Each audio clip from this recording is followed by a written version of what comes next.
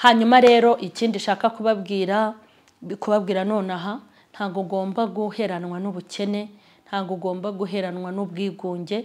Amafaranga make cyane ashoboka ushobora kuyaheraho ugahinga ibihumyo, ugahera kuri bike ariko bikazazamuka ukabona wageze ahantu kure. Ngewe natangiriye ku bihumbi 2, natangiriye ku bihumyo ibihumbi 2, Mirama ibihumbi, imigina nako imigina ibihumbi 2 niyo nahereyeho. Ushobora gutangira ku migina 500, ushobora gutangira ku 1000, ushobora gutangira kuri 200, ubushobozi bwose.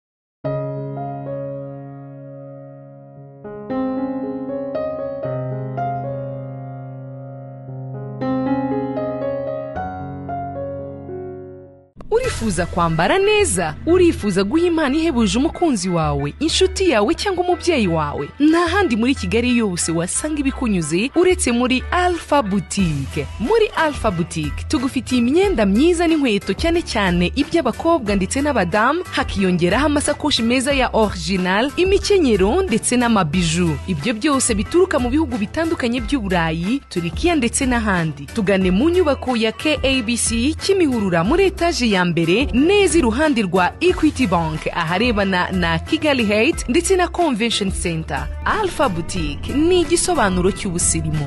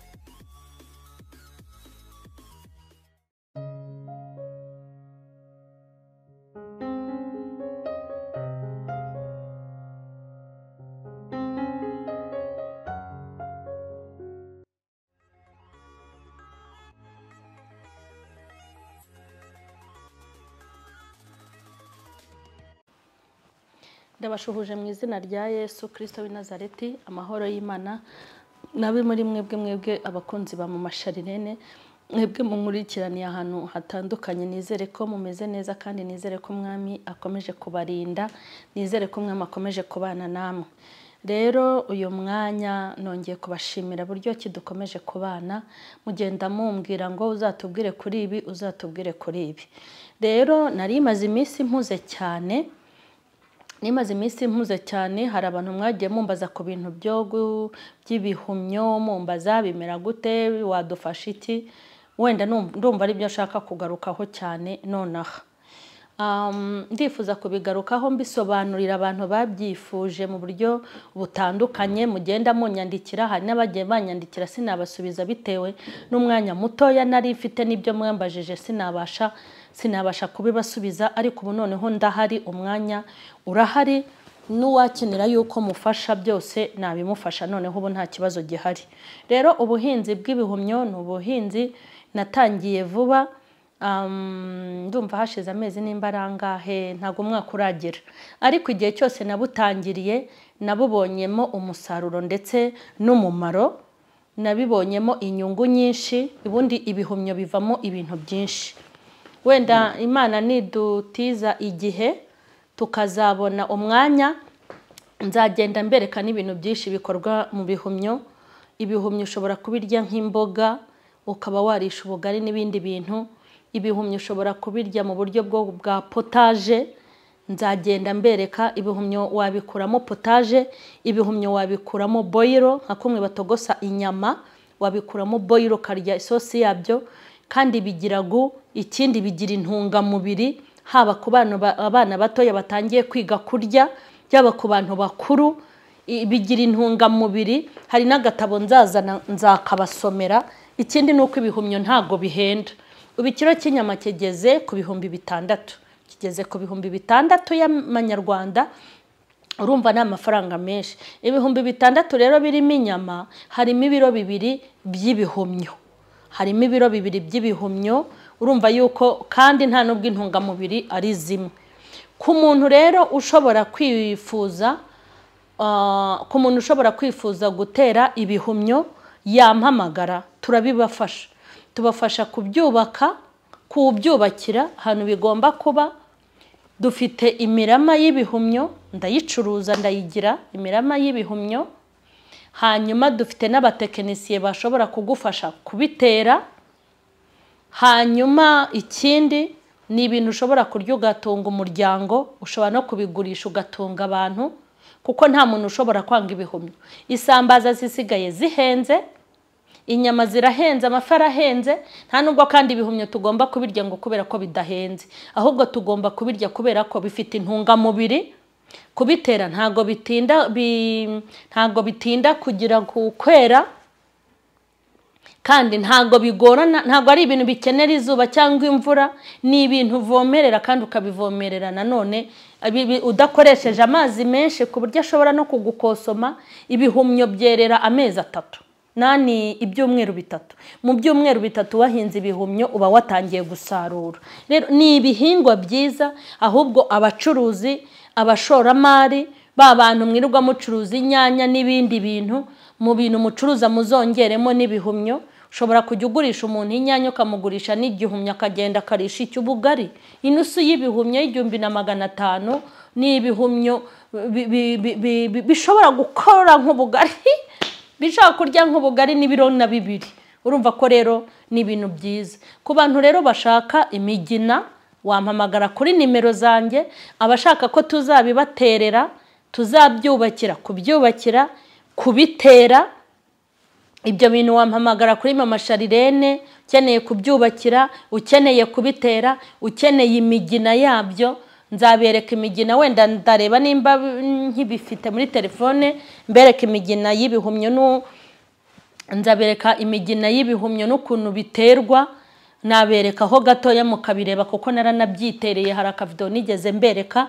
Ni ibyo kurya byiza, ni ibihingwa byiza, bigira intungamubiri, bitubuka, kandi ikindi bikagura amafaranga makeya. Hanyuma rero ikindi shaka kubabwira nonaha, ntago ugomba guheranwa n'ubukene, ntago ugomba guheranwa n'ubwigunge. Amafaranga make cyane ashoboka ushobora kuyaheraho ugahinga ibihumyo, ugahera kuri bike ariko bikazazamuka ukabona wageze ahantu kure. Ngewe natangiriye ku bihumbi 2, natangiriye ku bihumyo ibihumbi 2, Mirama ibihumbi, Imigina nako Imigina ibihumbi 2 niyo nahereyeho. Ushobora gutangira ku Migina 500, ushobora gutangira ku 1000, ushobora gutangira kuri 200. Ubushobozi bwose ufite watangira mu gihe ufite ahantu ho kubitegurira, kandi byakugirira umumaro. Wabona bikunguye, wabona bikugejeje ahandi hantu. Hanyuma ikindi wenda shaka kubasobanurira ni ahantu hari apartment yanjye. Mfite apartment nkuko nabibabwiye ko nta muntu namamariza. Ni ibikorwa byanjye, ni ibikorwa byanjye Imana yampaye, ni inzira Imana yaciye kugira ngo nkoreremo. Amafaranga ni business yanjye. Nkuko nabibabwiye ubushize, iyi apartment iri hano Kicukiro hafi hepfo y'akabari kitwa Kamagen, ko ahantu bita ku Gasoko. Utambika ku gahanda ka mbere, ubwo urumva biba biri no kuri telefone. Agahanda ka mbere k'ibumoso ni ku gipangu cya 4 etage y'umweru rwose tuyibona. Hanyuma mbonereho n'umwanya wo gushimira abantu bafite ishyaka bakagera n'umwete. Ninza mu Rwanda Mama Sharirene nzarari wawe. Hari abatangiye kuzana, narababonye, narabakiriye hano, narabishimiye, kandi namwe murabizi ko byagenze neza, murabizi neza ko twabafashe neza. Hanyuma abakomeza kugenda bakwirakwiza ibihuha na marogi ni iki, nashakaga kubabwira ngo ntago Satani yavira amaho. Birumvikana hari indirimbo ije ivuga ngo naho ababunza amagambo byari byabananiye. Iyo ngiyo niyo umuntu yabaririmbira. Nta kibazo gihari, turi mu bana b'Imana, tuguwe neza n'umwami wacu n'ibikorwa byacu. Imana rero ibahire, Imana ibaha umugisha. Mugerageze kurwana intambara zo gukoresha amaboko yanyu, kandi uwinaniwe arananuka. Ubwira Imana iguhe support, ubwira Imana iguhe inkunga. Imana igira ikofi yagutse, kandi Imana igiye kuguha iraguhata, kuko niyo wakererewe Imana iragutegera. Ikintu cyose wakuraho amafaranga kitazabangamira ubugingo bwawe, ubuzima bwawe n'ubw'abantu ujye ugikora. Ahantu hose Imana yagucira inzira, kandi wabona umugisha. Muri uyu mwaka tugiye gutangira, twatangiye, uzagira ishyaka n'umwete ryo kubwira Imana ngo ibiganza byanjye bihe umugisha, kandi uzabwira Imana iguhe igishoro. Hanyuma niguhe igishoro yo kabyara izakurinde igihombo. Imana rero nibaho umugisha. Ndashoje, ndashyiraho nimero za telefone 2 izo ushobora kumbonaho. Hanyuma nukenera ibyo by'ibihumyo, kubiguterera, kukubakira inzu yabyo, kuko inzu y'ibihumyo ntabwo ikwiye nivuga inzu ntumve ngo ni ibipangu n'ibya kadastere n'amashara wayubakisha uyafite, na shitingi wayikoresha, greenhouse uyifite. Mbese ibintu wakoresha ni byinshi. Hanyuma abantu mufite ubuhamya bwiza bw'ukuri bwahembura abantu, tubahaye ikaze. Abafite ibintu byiza byo kubwira abantu turabakire kuri Mama Sharirene. Ngaho nimukomeze mugubwe, by'umwihariko abakunzi ba Mama Sharirene. Abatarakora subscribe nimuyikore, nimukore share, mwandike na comment. Inama zanyu turazikeneye mu izina rya Yesu. Amen. Imana ibahe umugisha.